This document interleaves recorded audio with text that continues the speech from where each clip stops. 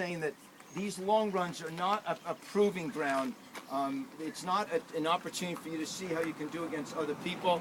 It's a group run, and group runs are dangerous in that really the paces vary dramatically. We have sub 3-hour people all the way up to 5.5 hours in the marathon, and we have 1:30 to about 3 hours, a little slower in the half. And those folks have no business ever running together, ever actually, unless it's in the pool. And pool running is a cool thing. We have some of the fastest marathoners in Charlottesville run with some of the slowest together in the deep end. They chatter away, they do their workout together. It's really pretty cool.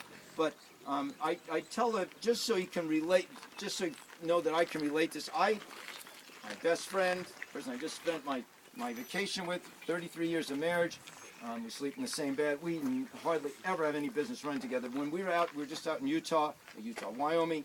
We started together, but immediately she would go ahead because Cynthia, my wife's pace is very different than mine. And I'm actually at risk of having a bad run cardio-wise and breathing-wise. She's at risk of getting hurt.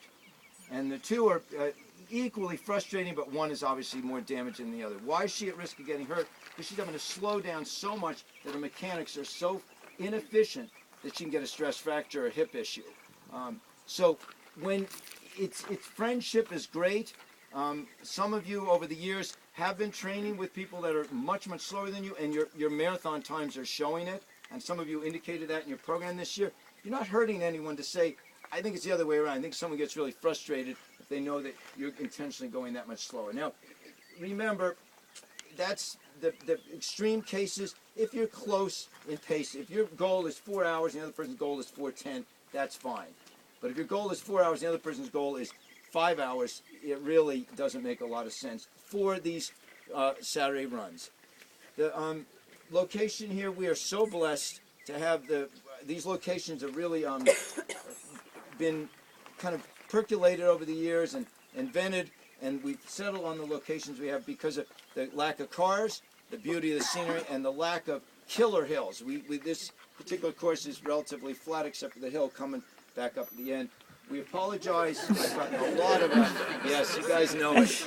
I know it all too well myself. I apologize. There were several comments from people that their least favorite thing about the program is the drive, but then at the same time they said on Saturday morning, except that they said how beautiful the places are.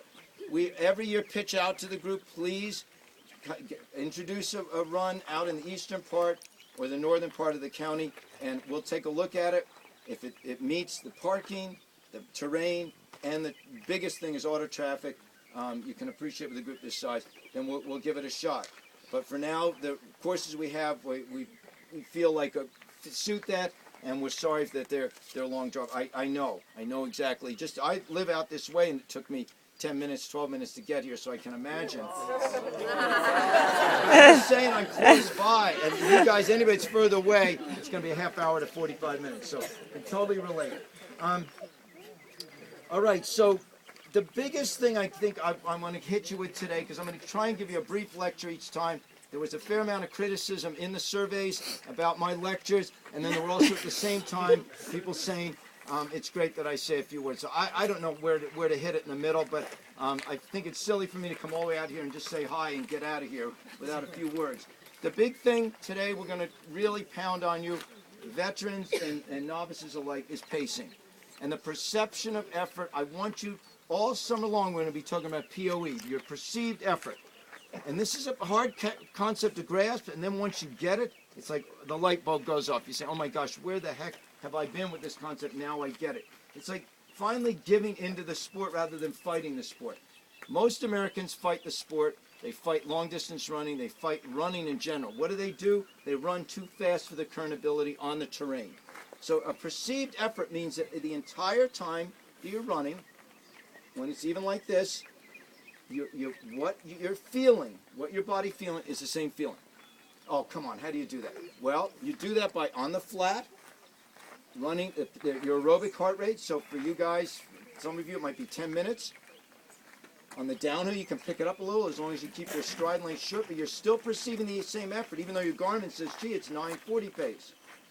And then the uphills is where I really, really want to impress this on you. You slow down. You slow down your actual pace so that your perceived effort is identical. So that 1 breath for every 7 steps. And if you say, oh, come on, what is that?